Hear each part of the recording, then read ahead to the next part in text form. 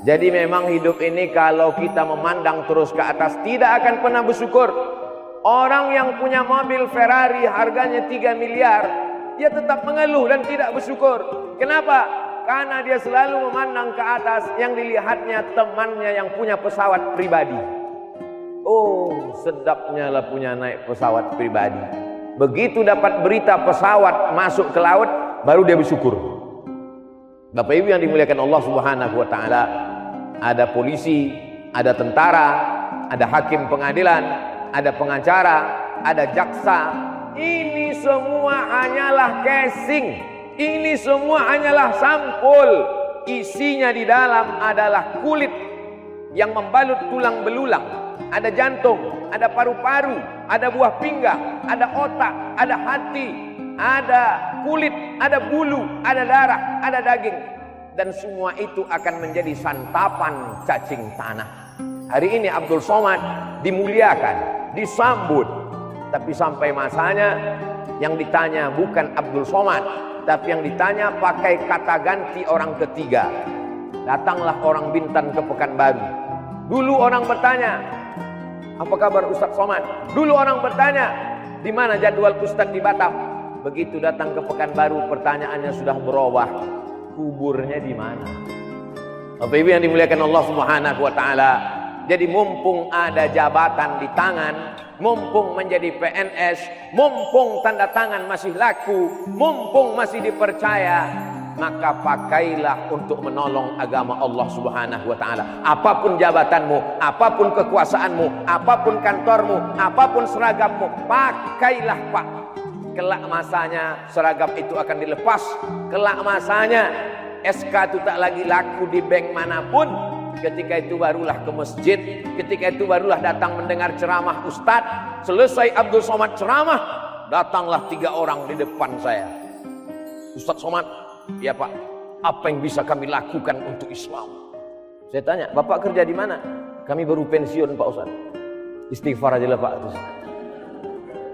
Dulu waktu kerja, waktu masih ada tanda tangan, waktu masih ada jabatan, kenapa tak dipakai untuk menolong agama Allah Subhanahu wa taala?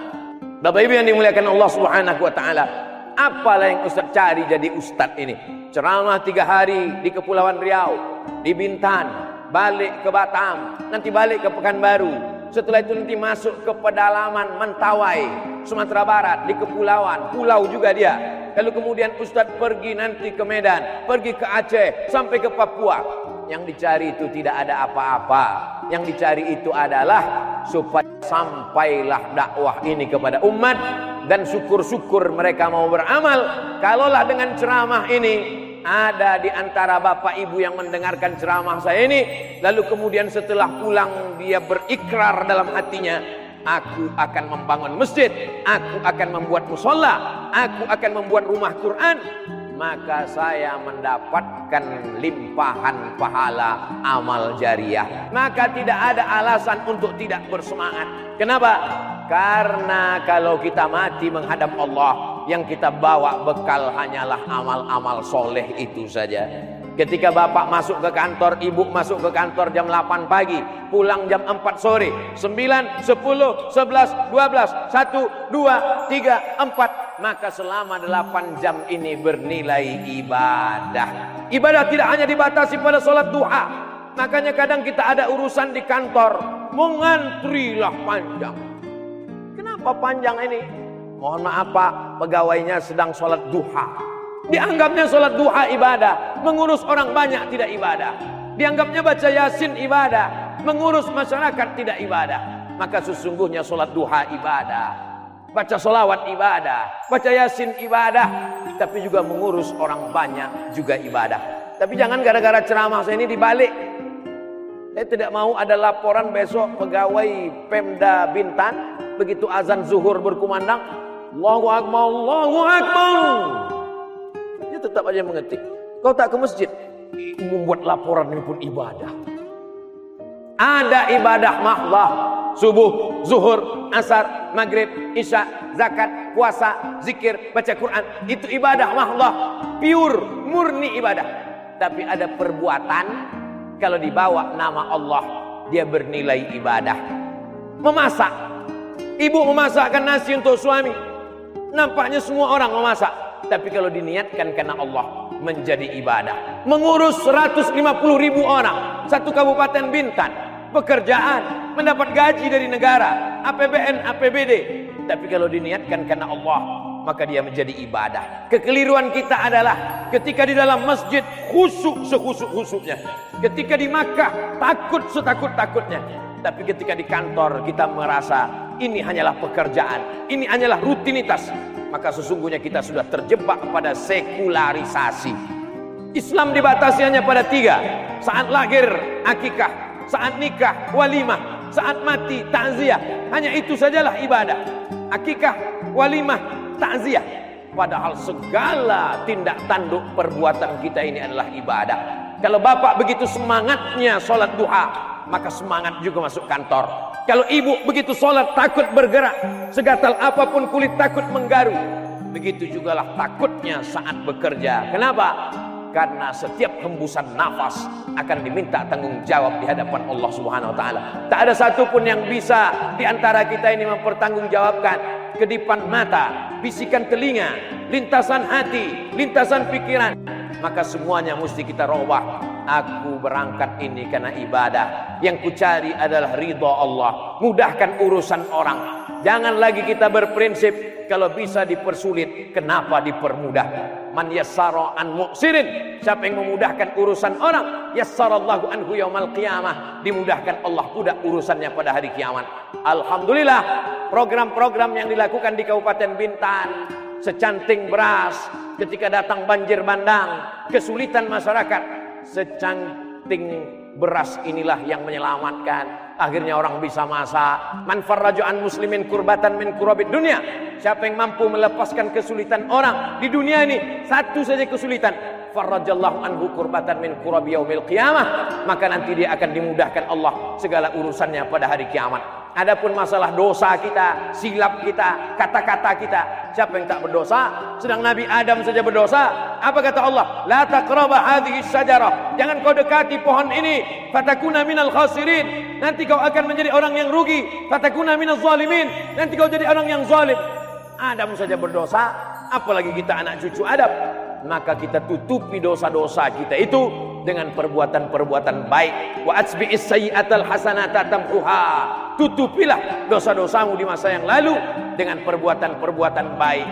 Ma min muslimin yuznibu dzamban, ada orang yang silap, khilaf, salah, buat dosa, summa yatatahhar, mandi, paling bagus mandi. Tak sanggup mandi, berwudu tak bisa, tayamum. Setelah itu salat sunat 2 rakaat. Usolli sunnatat taubat rakaataini lillahi ta'ala wa qultu astaghfiru rabbakum, banyak-banyaklah beristighfar, innahu kana ghaffara, Allah akan ampunkan dosa. Man lazimal istighfar, siapa yang memperbanyak istighfar, minta ampun kepada Allah, sependek-pendek istighfar astaghfirullah, lebih panjang astaghfirullahalazim, lebih panjang lagi Allahumma anta rabbi la ilaha illa anta khalaqtani wa ana abduka wa ana ala ahdika wa wa'dika mastata'tu a'udzubika min syarri ma sana'tu abu'u laka bi ni'matika alayya wa abu'u bi dhanbi faghfirli fa innahu yaghfiru dzunuba la yaghfiru dzunuba illa anta. Siapa yang memperbanyak istighfar, Allah balas dengan 3. Ja'alallahu lahu min kulli dhiqin makhraja, segala kesempitannya diberikan Allah jalan keluar. Wa min kulli hammin faraja, setiap kesulitannya dikasihkan Allah kelapangan. Wa razaqahu min haitsu la yahtasib, diberikan Allah rezeki dari jalan yang tidak disangka-sangka. Kita ini makhluk yang pelupa. Hari ini Abdul Somad yang menyampaikan, besok lusa ketika pukulan musibah itu datang, boleh jadi Abdul Somad lupa. Bapak ibu pula yang menyampaikan lewat update status, lewat tulisan-tulisan di Instagram, lewat video-video pendek di grup-grup di YouTube, di grup-grup WhatsApp. Sebenarnya itu adalah cara untuk mengingatkan dalam rangka watawasau bil haq watawasau bis sabr. 15 menit ini kita manfaatkan untuk berzikir dan berdoa kepada Allah Subhanahu wa taala. Astaghfirullahalazim, astaghfirullahalazim, astaghfirullahalazim, alladzi la ilaha illa huwal hayyul qayyum wa atubu ilaih. La ilaha illallah wahdahu la syarika lah, lahul mulku wa lahul hamdu, yuhyi wa yumiit, wa huwa ala kulli syai'in qadir. La ilaha illallah, tiada Tuhan selain Allah. Wahdahu la syarika lah, hanya dia saja, tak ada sekutu baginya. Lahul mulku, dia yang punya kekuasaan. Wa lahul hamdu, dia yang layak dipuja dan dipuji. Yuhyi, dia menghidupkan. Wa yumiit, dia yang mematikan. Wa huwa ala kulli syai'in qadir, dia maha kuasa atas segala sesuatu. Bismillahirrahmanirrahim. Alhamdulillahi rabbil alamin. Arrahmanir rahim. Maliki yaumiddin. Iyyaka na'budu wa iyyaka nasta'in. Ihdinas siratal mustaqim. Siratal ladzina an'amta 'alaihim ghairil maghdubi 'alaihim waladdallin. Amin. Adab berdoa dahului dengan Fatihah, karena Fatihah itu tadi yang pembuka. Fatihah membuka pintu-pintu langit. Fatihah membuka segala kesulitan. Hadiahkan Fatihah kepada Nabi Muhammad SAW. Hadiahkan Fatihah kepada almarhumah ayah dan ibu. Bacakan Fatihah untuk anak-anak. Anak-anak yang masih hidup, bacakan Fatihah untuk ruhnya, supaya dibukakan Allah pintu hatinya belajar, supaya dijauhkan Allah dia dari maksiat. Sahabat Nabi membacakan Al-Fatihah berkali-kali, lalu dibacakannya kepada orang yang tersengat binatang kalajengking ular. Fatihah dibacakan sahabat berkali-kali, dibacakan ke air untuk orang yang kerasukan setan, dibacakan Al-Fatihah berkali-kali untuk orang yang gila. Begitu riwayat dari hadis sahabat Nabi. Bismillahirrahmanirrahim. Qul huwallahu ahad, Allahus samad, lam yalid wa lam yulad wa lam yakul lahu kufuwan ahad.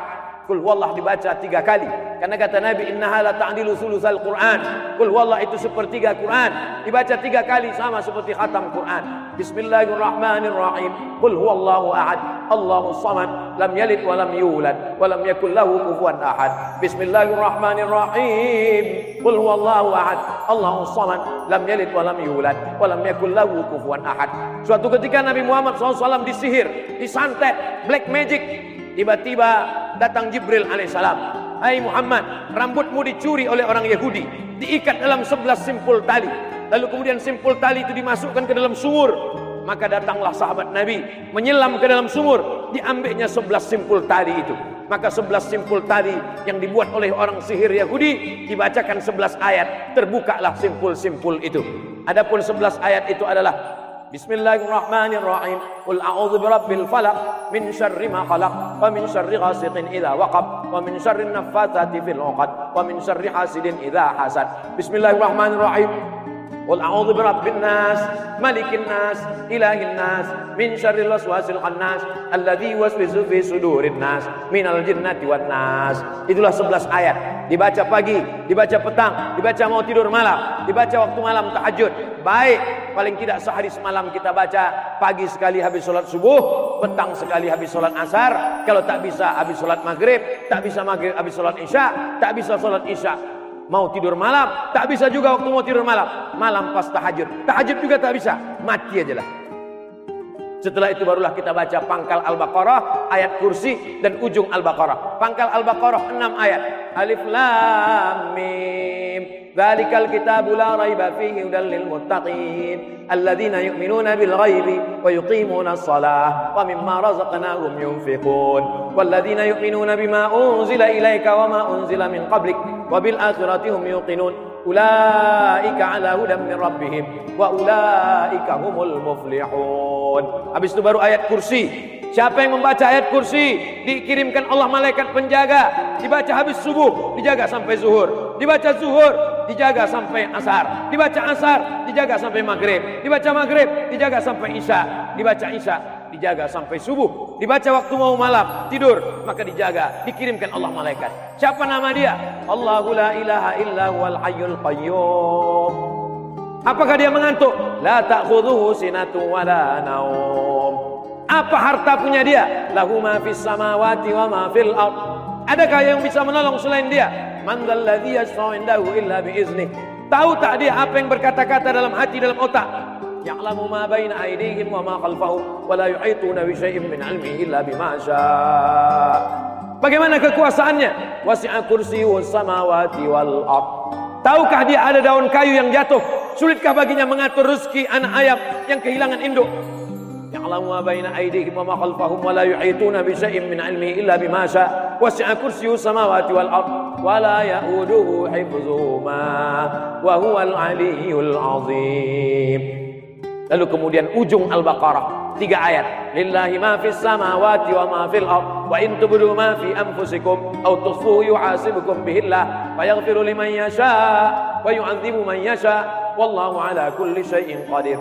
Amana ar-rasulu bima unzila ilaihi min rabbihi wal mu'minun kullun amana billahi wa malaikatihi wa kutubihi wa rusulihi la nufarriqu baina ahadin min rusulihi wa qalu sami'na wa ata'na ghufranaka rabbana wa ilaikal masir. Ayat terakhir, la yukallifullahu nafsan illa wus'aha laha ma kasabat wa 'alaiha ma iktasabat rabbana la tu'akhidhna in nasina wa akhtana rabbana wa la tahmil 'alaina isran kama 'amaltahu 'alal ladzina min qablina rabbana wa la tuhammilna ma la taqata lana bih wa'fu 'anna waghfir lana warhamna anta maulana wansurna 'alal qaumil kafirin. Fatihah, qul huwallahu 3 kali, qul falaq sekali, wabinas sekali, pangkal ayat Al-Baqarah 6 ayat, ayat kursi, ujung Al-Baqarah 7. Inilah kita amalkan pagi, petang, mau tidur malam atau bangun tahajud malam, paling tidak sehari semalam 2 kali. Lalu kemudian zikir yang paling afdalu zikri fa'lam annahu la ilaha illallah.